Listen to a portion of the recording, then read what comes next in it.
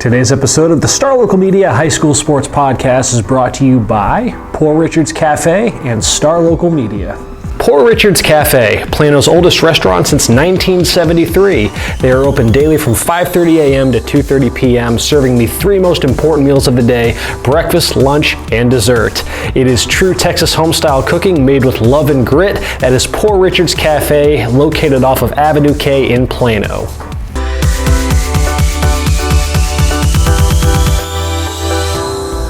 Hello and welcome to another edition of the Star Local Media High School Sports Podcast. We're wrapping up a little year in review this week on this Thursday edition. I'm Brian Murphy, that's Taylor Ragland, that's Justin Thomas. We have four more of our markets to harp on, to kind of reflect on in the year that was for the Colony, Little Elm, Celina, and Lake Dallas. I feel like we don't show Celina enough love on the podcast. It's all 5A and 6A. So I want to, there's a lot to talk about, with the Bobcats, especially the first thing that comes to mind with Celina is definitely football season. Yep. Celina, I guess a down year for the Bobcats is making it 3 rounds deep in the playoffs. Things weren't looking too promising after, finishing 4th in the district. And, they got blown out by Argyle to end the year. 63-21 was that final score. And, confidence was not high for Celina. And they take down Wilmer Hutchins in the first round. They get another close second round victory, and then rematch with Argyle, a team they had just lost to. That game could have been, I heard it could have been 100-0 if they hadn't called off the Dogs in that one. But going into that game, something I'll remember, very vividly. I know. Oh man, it caused an uproar. I don't know if y'all remember that on Twitter. Brady Keene and Matt Stepp and a bunch of guys, that covered, Denton and all kinds of high school football. They got a hold of it, and Coach Bill Elliott gave me a good quote saying that Argyle doesn't know. Basically, this isn't word for word, but he doesn't know. They don't know what Celina is like in the playoffs, and they're still the same team. We're changed, and they played like 2 or 3 weeks right before that. 3 weeks literally before that game, and they got blown out by 40. So that caused a little bit of a stir. I remember even after the playoff game, Coach Elliott comes up to me and goes, "Man, you almost got me in trouble this week." And I was like, hey, it almost worked. So what I'm alluding to is that playoff game against Argyle. Celina had the lead, a 22-19 lead, in the final seconds. And then, a little Hail Mary with I believe it was 25 seconds left in the fourth quarter, one-on-one down the far sideline. Cornerback for Celina appeared to have slipped. That's what they're saying. He slipped. There could have been a push-off. Other people around the town of Celina are saying there was a push-off. Should have been an offensive pass interference, but nonetheless, Argyle's Cole Kirkpatrick hauls it in for the touchdown. For the game-winning touchdown, they win 26-22, and that would have been, probably the biggest upset, at least in our markets in football for sure. One of the biggest upsets of the year in any sport in any of our markets, but they just didn't get it done. But, Celina, they'll be back. They're headed to state in 7-on-7 for pretty much, I think, all but 1 year is what Coach Elliott told me. He couldn't verify that, but since they've been doing it since 98, and they're headed back to 7-on-7. So Celina football doing just fine. Another great year for them. And one more thing I wanted to harp on with Celina before we move over to Lake Dallas, which Lake Dallas only has like a few hundred kids more than Celina. Yeah. It's pretty crazy. Lake Dallas is right on the border for sure. They very could easily be a 4A team, if you take out 100 kids or so. But yeah, so Celina basketball, district title for the second year in a row. I know last year they won the district title for the first time since '74 in boys basketball. They do it again this year. They go 10-0, and then they're rewarded with playing the Dallas district, where all 4 of those teams, I believe, were ranked at least in the top 20. I think 3 of them were in the top 12 or top 15. They had to play Lincoln, who was the 4 seed out of that district, and Lincoln just wiped them out in the first round. Not very fair for the Bobcats there, but it's just the luck of the draw for Celina there. Obviously, Celina softball making a nice run in the playoffs as well. Celina baseball getting back in the playoffs was another good thing to see as well. That leads us to Lake Dallas. Yeah, man, it was kind of a crazy year for Lake Dallas. A lot of highs and lows. Yeah, that was going to be I guess that's the number one theme a little bit of Lake Dallas. It was a year really of haves and have-nots, especially in, you kind of pair the standing space sports off with brother and sister sports almost. You look at football versus volleyball, softball and baseball, obviously, the 2 soccers, girls and boys, and then the 2 basketballs, girls and boys. And in almost all of them, except for football and volleyball, both of those teams made the postseason. And the other ones, one team made the postseason, and in a lot of cases was really good, and then one team was, the have-nots, to put it politely. You look at, baseball and the run that they had going to the regional semifinals. Softball team, I believe, went winless in district play. You look at the girls basketball team, really young, really talented, made the postseason, lost in the first round, but, was really competitive in that district. Boys basketball team, I think, won 1 game in district play. And then soccer, they were a little bit more even. It wasn't quite so drastic, but obviously, the boys soccer team, the best run of the year for Lake Dallas, going all the way to the regional final, playing the eventual state champion El Paso Bel Air in a game that didn't even really feel like a soccer game. I covered that one, and the weather was so horrible. The winds were blowing easily 35 miles an hour pretty consistently.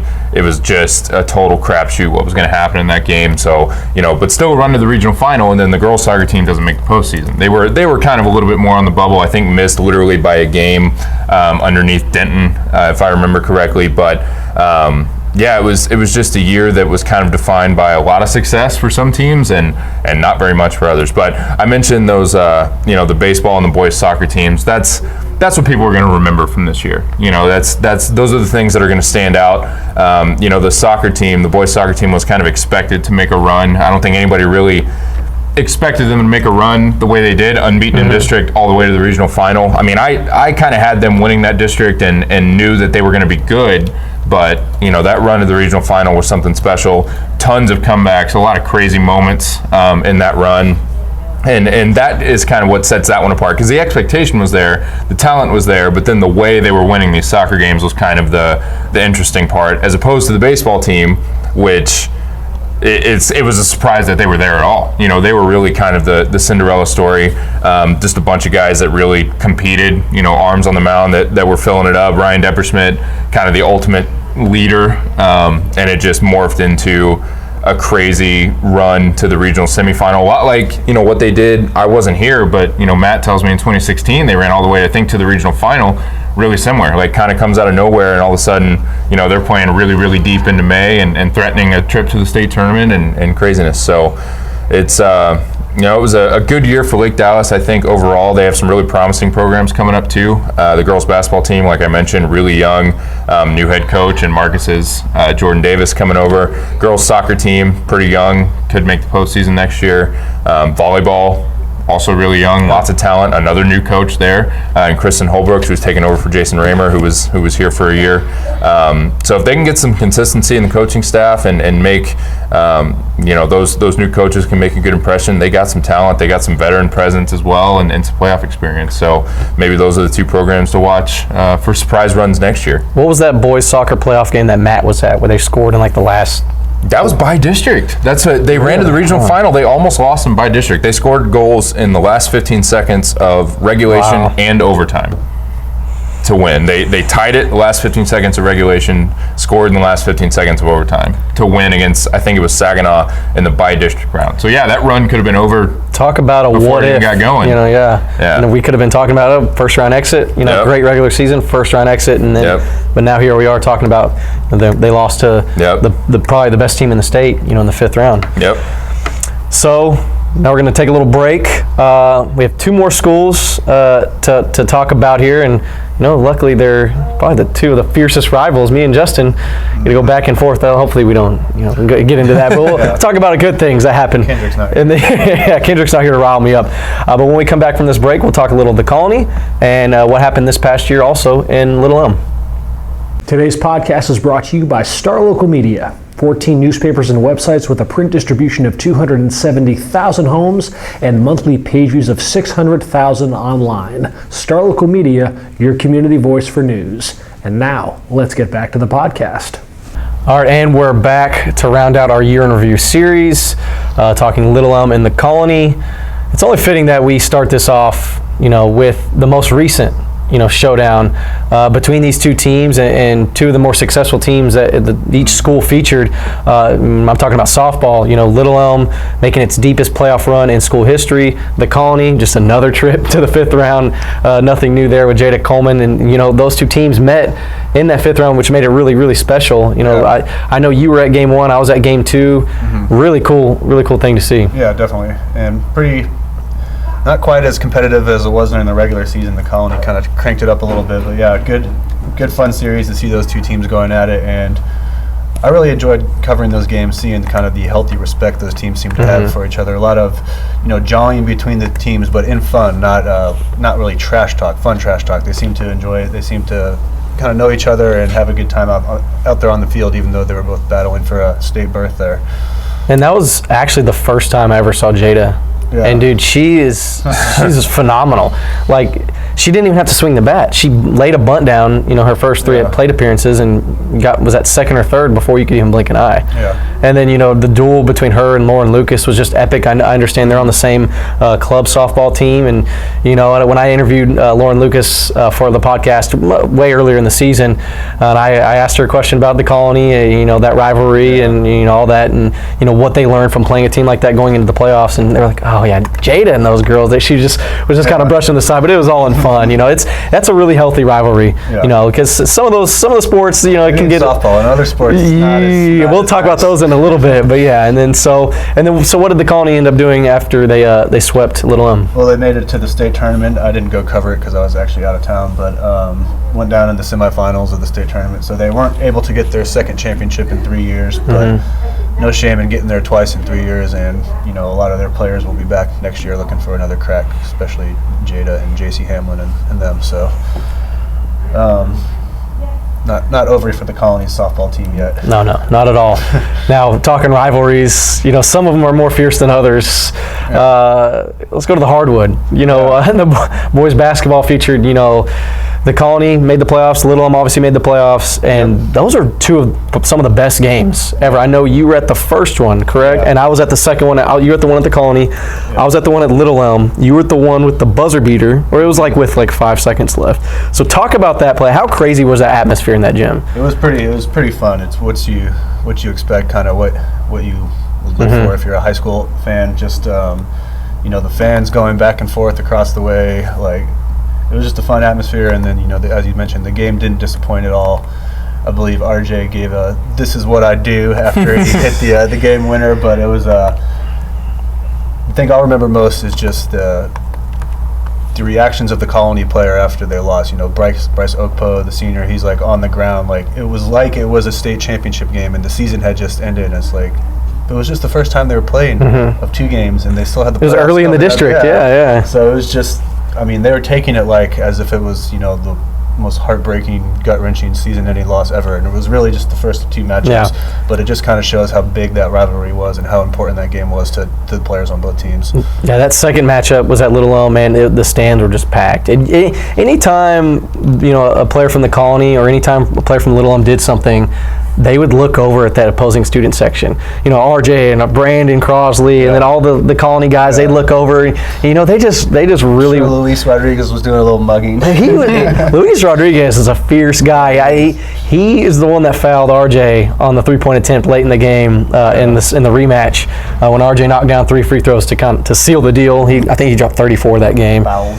Yeah, and I had that video on my phone. I tweeted it out. I remember. I don't quite see the foul. Yeah, Luis, he's a good, 10 inches shorter than RJ, but it was a good contest. He did what he could. I don't think he touched him, but nonetheless, epic games.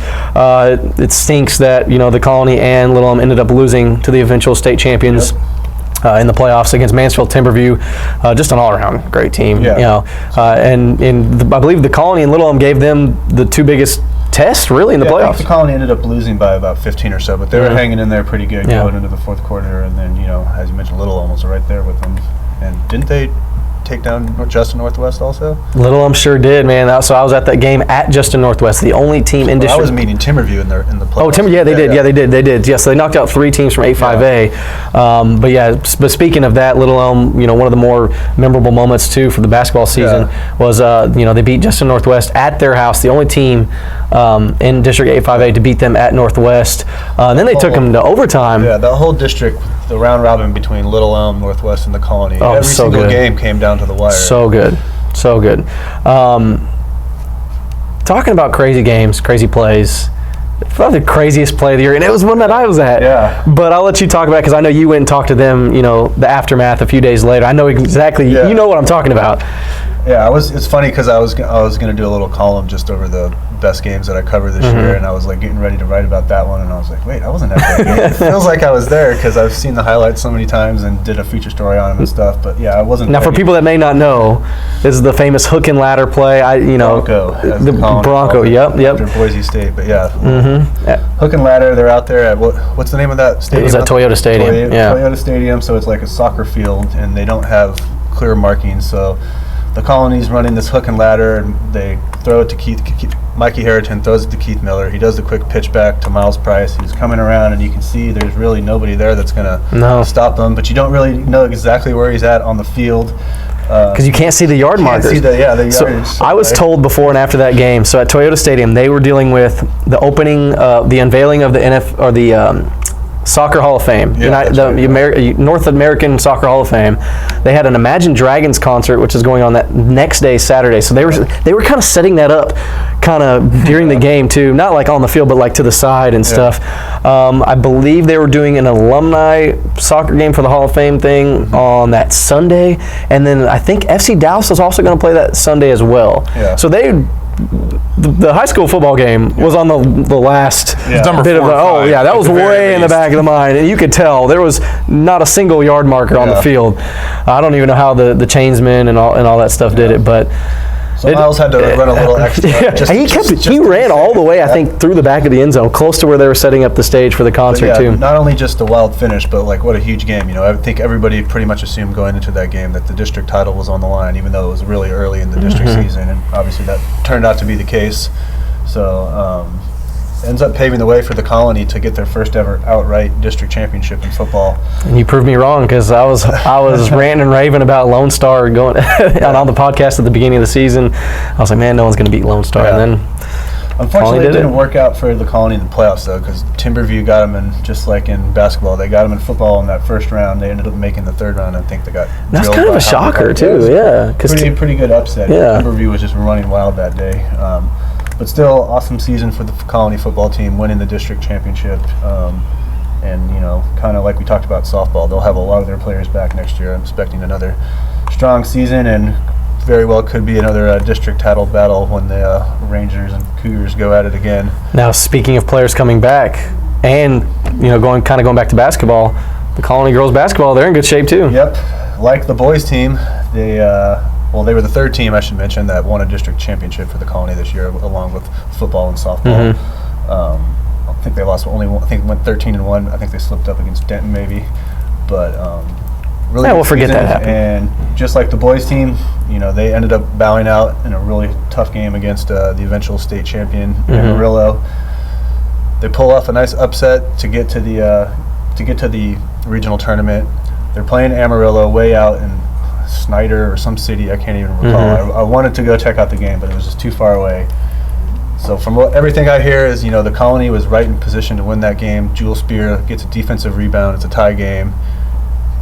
According to the Colony, she gets fouled right under the basket as she gets the rebound. No fouls called, so it's just a steal. Amarillo just picks up the ball, lays it in for the game winner right at the horn. So really tough way for the season to end for the Colony. It sounds like, from their perspective, Jewel should have been going to the other side to shoot some go-ahead free throws, and who knows, they could have been in that regional final against Timberview instead of Amarillo, but didn't play out that way. But Jewel and Tamia will be back leading them next year. So between those three teams, really strong seasons, really exciting games, lots of games down to the wire, especially in the playoffs and stuff. So a really fun year out at the Colony, and they have a lot of standout talents, a lot of big time recruits. So it's really entertaining times out there in the Colony right now. Oh yeah, it was a down year for some Little Elm teams. Little Elm girls basketball kind of in a rebuilding year.